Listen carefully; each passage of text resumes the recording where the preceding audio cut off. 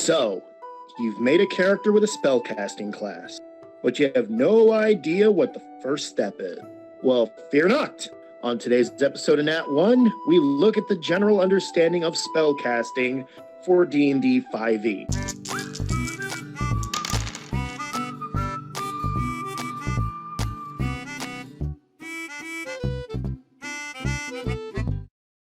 Hello, everyone. I'm DX Kramer. So, spellcasting can be pretty tricky, but don't worry. We'll go over the basics. First, in order for you to have spells at the ready, you need to prepare your spells at the top of each day. Preparation differs from class to class, so let's go over them. Clerics and druids have a wide array of spells they can choose from and have at the ready at any time, and can prepare at the beginning of each day. Wizards have to choose their spells from their grimoire of spells that they have learned throughout their travels. Classes like Bard and Sorcerer that have their magic coming from within have a much narrower list of spells they can pick from, but all their spells are at the ready at any given moment. Now your next question might be, how many times can I cast a spell during the day? Well, this is where spell slots come into play. Spell slots determine how many spells you cast at a certain level in one day. Casting spells can be very taxing on the mind and body for your character, so you'll only have a limited amount of uses for your spells.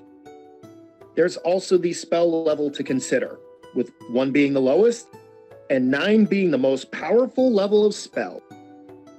With cantrips, though, you don't have to worry about keeping track of their uses.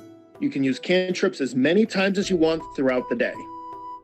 Depending on what spellcasting class you pick will determine how many spell slots you start off with and gain as you level up. Now, all of this might sound a little confusing, so let's use an example. Let's say you have a level 1 wizard character. You start off with 3 cantrips and 2 level 1 spell slots.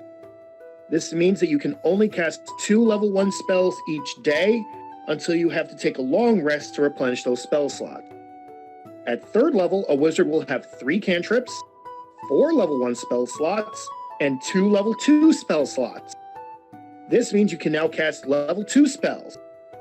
But let's say you want to cast a lower level spell, but you're out of spell slots for that certain level.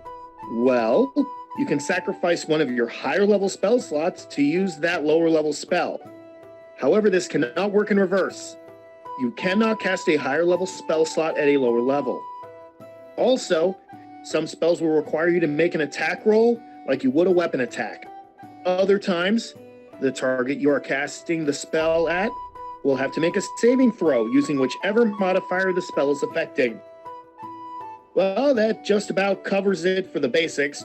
Join us next time as we dive deeper into the world of spellcasting as we take a look at spell components. Until then, make sure to keep that spellbook handy. Take care. Peace.